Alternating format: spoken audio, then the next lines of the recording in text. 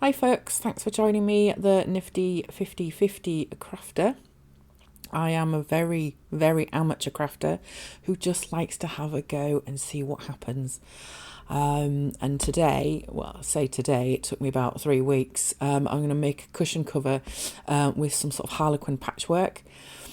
Inspiration came from Escape to the Chateau, which is a TV show in the UK, which many people have probably seen, when Angel does her wallpaper for one of the turrets.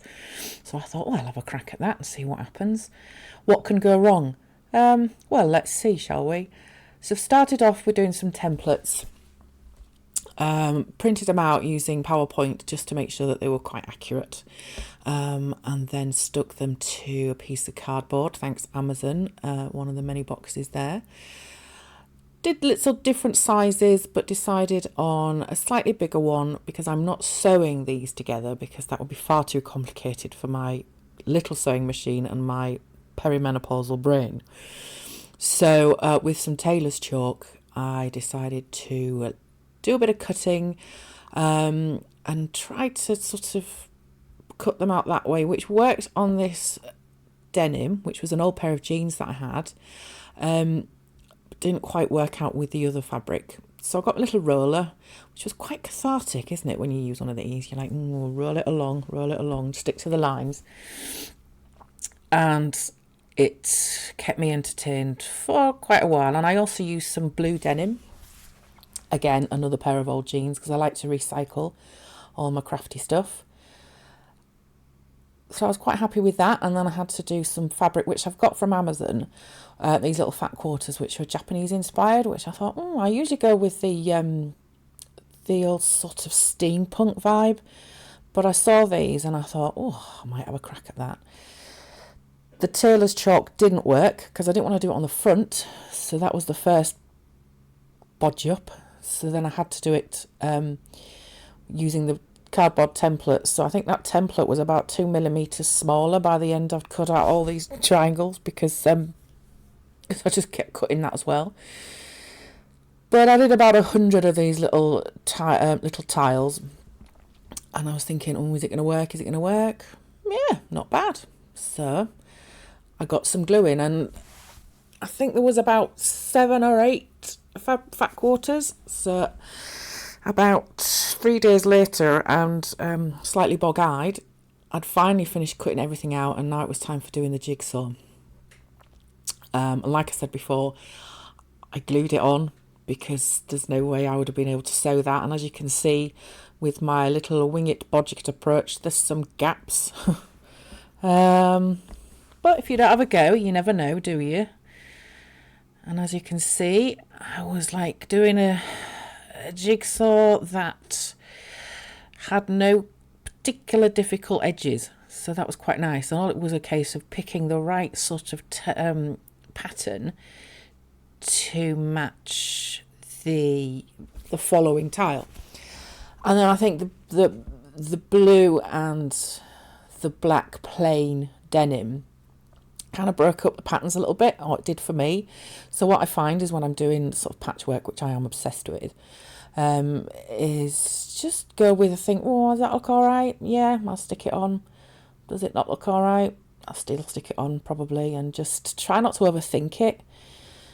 Because if I overthink it, I'll stay there for about 10 minutes just thinking, shall I put this one on? Shall I put this one on? Shall I put that one on? No, just do it and just get it over and done with. So even then, I still changed my mind, and then I put this one on, that one on, and eventually I made a decision.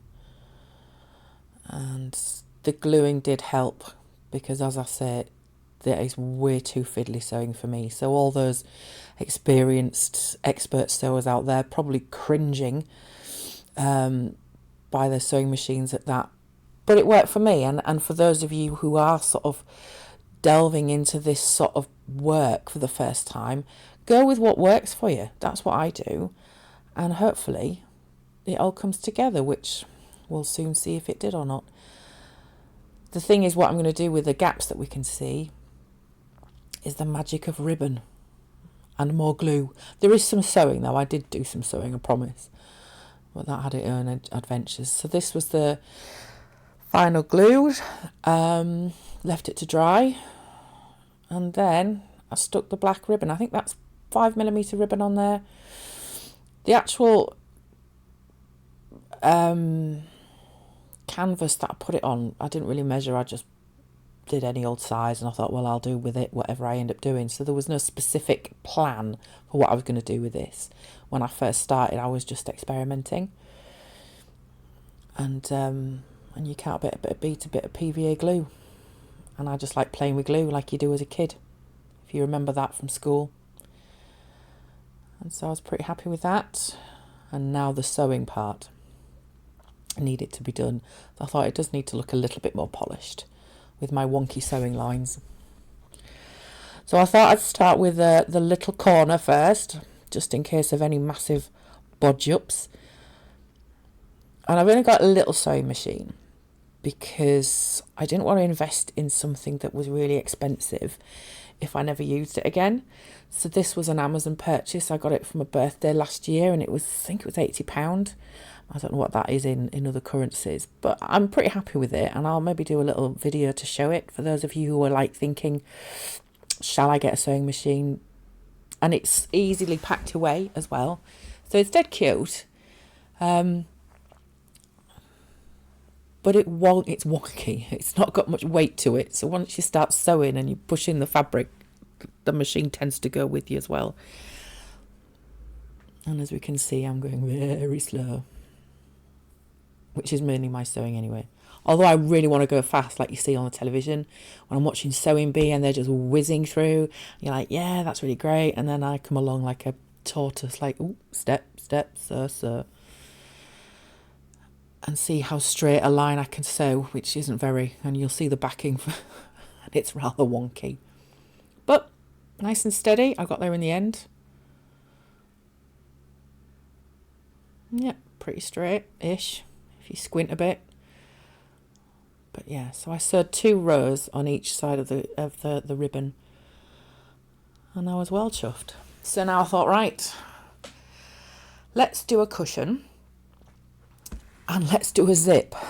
So I went on YouTube, God bless YouTube, and saw a really good thing. And as we start, the needle and threads. And as I start sewing again,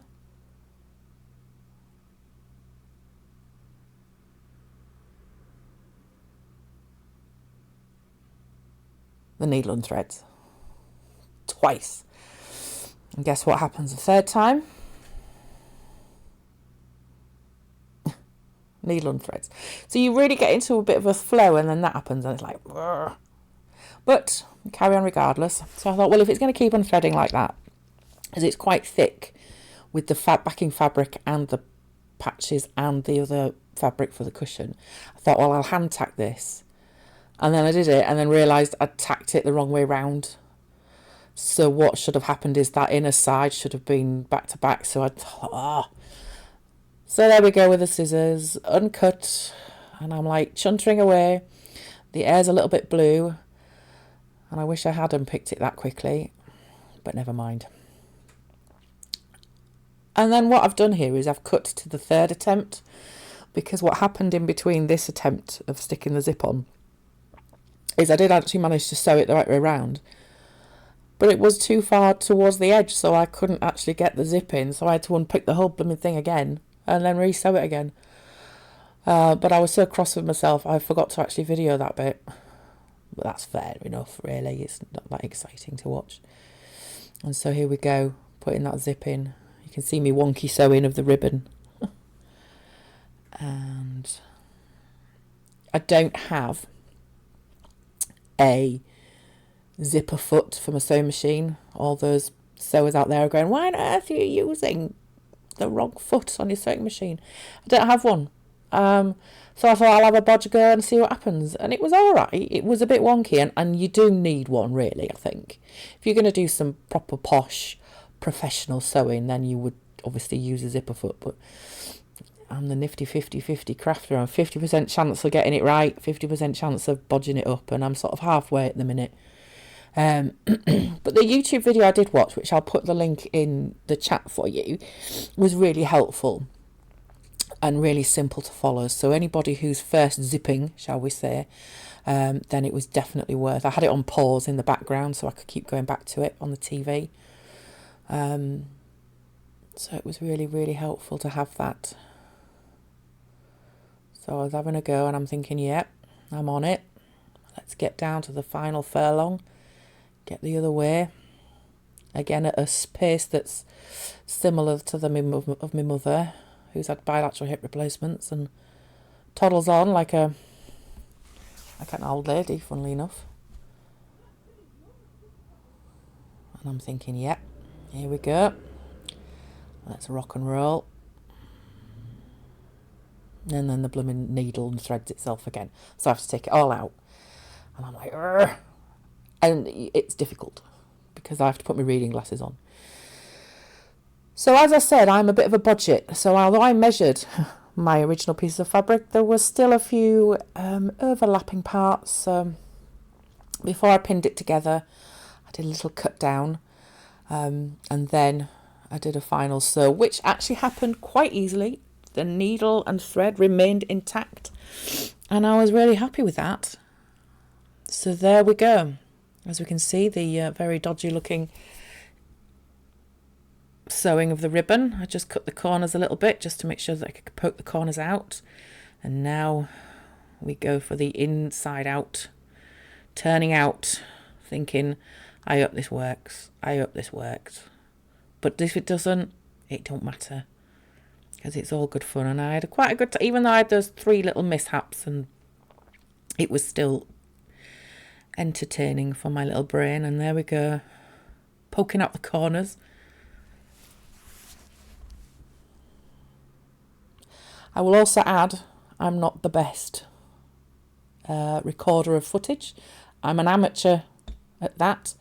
But I thought, oh, here we go. Looks pretty good. There's a back on. There's no holes apart from the hole for the zip. So I got the cushion. They were also from Amazon.